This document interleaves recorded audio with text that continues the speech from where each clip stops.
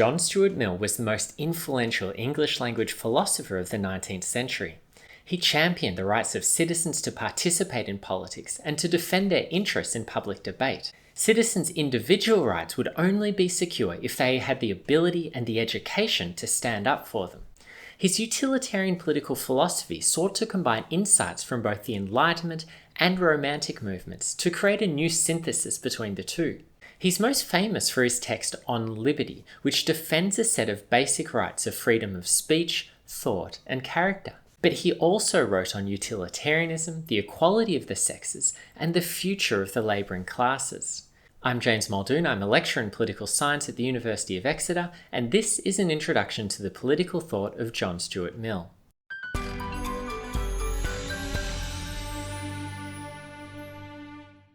Mill's early life. John Stuart Mill was born on 20th of May 1806 in Pentonville, Middlesex, and was the eldest son of the philosopher and economist James Mill and his wife Harriet Barrow. His father was a close associate of Jeremy Bentham, and the two had developed and systematized the doctrine of utilitarianism. His father wanted him to be a super genius to carry on the legacy of utilitarianism, so he separated him from other children and took personal charge of his education with advice from Jeremy Bentham. Mill learnt Greek at the age of 3, Latin at the age of 8, and by 12 years old he'd read most of the classical canon. In his teen years he read history, mathematics, and political economy, and he even dabbled in experimental science on the side. He started working on a major treatise in philosophy, psychology, and government at the age of 15. But all this intensive education led to a mounting pressure on Mill's mental constitution, and he had a mental breakdown at the age of 20. He only recovered through the reading of Romantic poetry, and in particular Wordsworth. This led him to a greater appreciation of the role of sentiment, feeling, and the imagination. He started to see that Enlightenment philosophy only revealed one side of the world, and his new philosophical goal became to integrate Enlightenment philosophy with early 19th century Romantic thought. Colonial Administration. Mill began work for the East India Company at the age of 17 in 1823, beginning a 35-year career until the company was abolished in favour of direct rule by the British Crown in 1858. He had a paternalistic position that other nations that he considered savage and uncivilized were unsuited for self-government and required guidance from a more advanced culture. He didn't think his theories on individual liberty and self-development could be applied in the same way to countries that lacked the progress that had been achieved by European civilization. While he was critical of certain aspects of colonial practices, he ultimately believed that some form of despotic government by colonial administrators was the best means by which non-European nations could develop. His views were typical of many people of the time and reveal the civilizing mission of 19th century liberalism. Utilitarianism. Mill was trained from a very young age to believe in the utilitarian doctrine promoted by Jeremy Bentham and his father James Mill. John Stuart Mill's classic statement can be found in his work Utilitarianism, published in 1863. Bentham's principle was that one should act in such a way as to produce the greatest aggregate happiness for the greatest number of sentient beings. By happiness, he meant the experience of pleasure and the absence of pain. This was a form of consequentialism, meaning the moral goodness of the action was based on a calculation of the benefit of its result. Unlike his utilitarian mentor Jeremy Bentham, Mill believed that pleasures of the intellect and moral sentiment were higher than physical pleasures. Women's rights. Mill was one of the earliest and strongest male advocates for the rights of women. In the Subjection of Women, Mill was critical of the subordinate position women occupied in patriarchal society and advocated for true equality in all social affairs. His views were significantly shaped by the influence of Harriet Taylor, a philosopher and women's rights advocate who became Mill's wife in 1851 after 21 years of close friendship. Mill went so far as to say that works such as On Liberty should be considered their jointly authored writings, and it's certain that their relationship was a significant influence on his progressive views. In opposition to most philosophers and the received opinion of his time, Mill argued that women's domination by men was a great injustice and relic from ancient times that impeded the progress of humanity. He likened women's position to that of domestic slaves, whose lives were dependent upon the arbitrary wills of their husbands. Mill argued that there was no discernible difference in natural ability between the genders and that women's true potential had yet to be realised due to their lack of education. As a Member of Parliament, Mill advocated for women to be able to vote, own property, obtain a divorce, legislate against domestic violence, and achieve equal social and economic status. He believed that both men and women were held back by conventional gender hierarchies. It would be beneficial for both sexes to live together as equals in reciprocal and mutually fulfilling relationships. On liberty. Mill's central question in On Liberty was what legitimate power could society exercise over individuals? Notice he says society and not just government. He was concerned about the abuse of political authority, but he also feared the moral coercion that could be exercised over individuals through public opinion in a mass society. In this sense, he combined classical Republican fears of the tyranny of a ruler with a liberal concern for the tyranny of the majority in a democratic society. Along these lines, he thought the influence of social pressure could create a stifling conformism in thought, character, and action. His answer to the rights of an individual in society was summarized by what is called the harm principle. The only purpose for which power can be rightfully exercised over any member of a civilized community against his will is to prevent harm to others. He was against government paternalism. He didn't think it was the role of governments to make laws to force you to live your life in the correct way. Ultimately, it should be up to each individual to pursue their own version of the good life. He saw liberty as an individual sphere of unimpeded action in which they were free to do whatever they wanted. With every law, the onus was on the government to show why it needed to interfere in individuals' lives. A government should only regulate action if there was a case for the harm it caused to others, and if the regulation would not prove more harmful than the behaviour itself. One limitation on this principle was that Mill distinguished between harm and mere offence.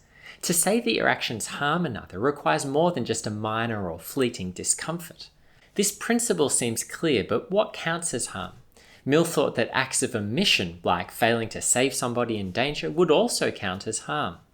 But he didn't think there was any problem if someone agreed to a potentially harmful situation.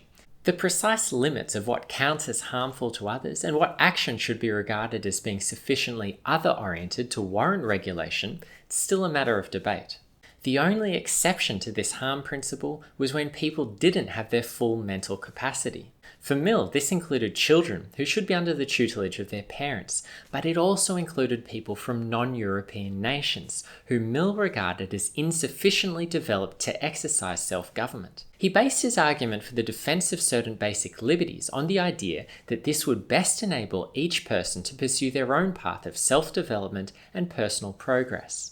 Unlike other liberal theorists like John Locke, Mill didn't base his harm principle on any idea of natural rights of the individual.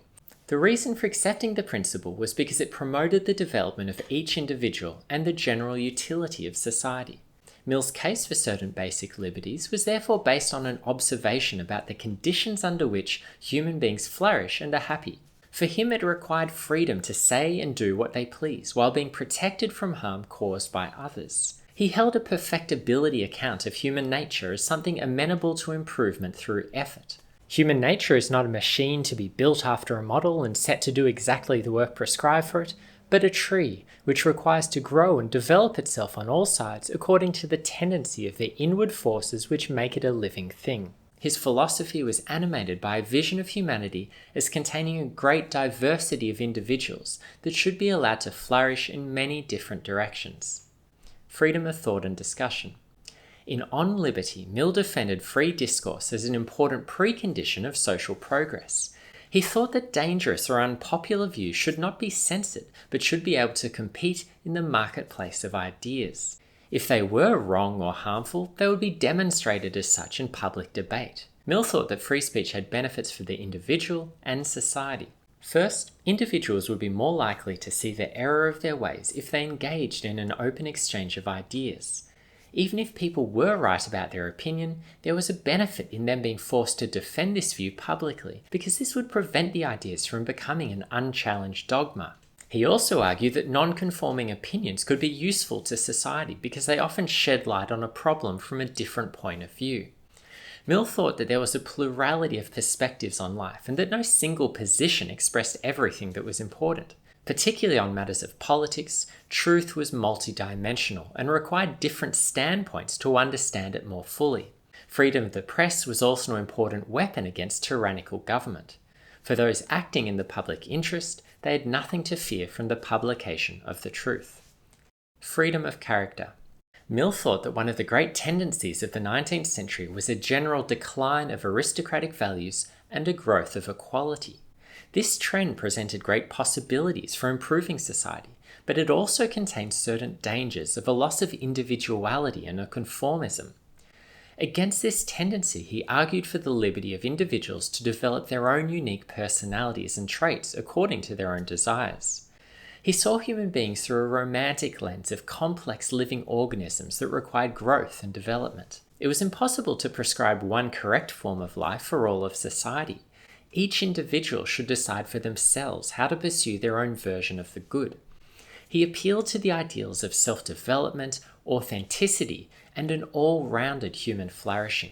Influenced by de Tocqueville's analysis of American culture, Mill came to think that the chief danger of democracy was the suppressing of individual differences. The chief means by which to combat conformism was through educating people and ensuring the development of strong personalities that would be able to resist such pressures. Individuals should be taught to be critically minded, open to difference, but also capable of reasoning through moral issues themselves. Representative government. Mill saw the democratic expansion of the franchise as both inevitable and a positive development for humanity.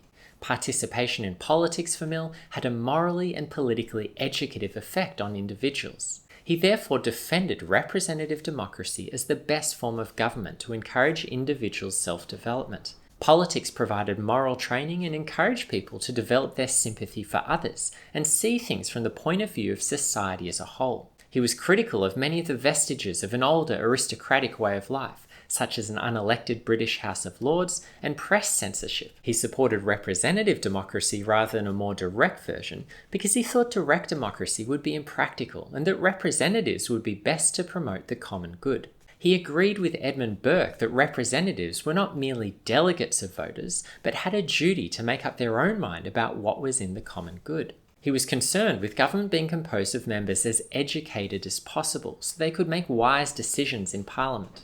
During his time as a Liberal Member of Parliament, Mill was an advocate for extending the franchise and supported extending it to members of the working class who had previously been excluded.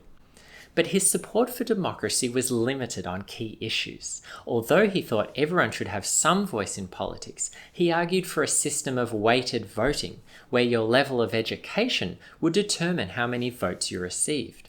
Mill was extremely educated and thought society should be structured in such a way as to allow those with genuine expertise on a topic to have the largest say. He thought this would prevent mob rule and ensure that representatives were selected who would form a genuine elite of the country that would exercise an influence within and beyond Parliament. The future of the labouring classes. Mill's thought on democratic government is also related to what he saw as the rising power, education, and independence of the working class of England into the 19th century. He opposed a benevolence model whereby an aristocratic class would rule over the poorer workers and make decisions for them. He argued that all privileged classes have ultimately used their power to pursue their own interest. Mill believed that following the French Revolution, there was a growing spread of equality across Europe that would breed new forms of independence and raise the intellectual and political capacity of workers. Although he had opposed socialism for most of his life, he did come to support a particular type of workers' association called a workers' cooperative. This entailed a form of association in which workers collectively owned the capital of the firm and collectively manage it. All the workers would contribute through labour or resources and have a share in the association proportional to the value of their contribution. Drawing on the example of Cornish mining cooperatives, among other examples, Mill argued that workers' cooperatives greatly benefited their members. Mill believed this form of economic association would be necessary for the progress and development of humanity. Although it has many similarities with systems being proposed by socialist writers, Mill argued for the retention of a principle of competition between worker-owned and managed firms. He He believed that healthy competition could promote the common good so long as incentives were correctly structured and individuals had access to the necessary social goods to pursue their interests. Mill's recommendations in the sphere of politics and the economy all related back to the overall goal of increasing human utility. He saw this as best achieved through creating the conditions in which individuals could pursue their own versions of the good life. Due to the prejudices of his age, he didn't extend the same framework to people outside of Europe. He considered some people insufficiently trained in self-government to be able to make decisions in their own interest. For workers, he thought their time had come to exercise power, while for non-Europeans, he sanctioned forms of tutelage and despotic government that were completely inimical to what he otherwise thought was fit for a human being. As the most influential English philosopher of the time, Mill's thought embodies many of the tensions of 19th century liberalism.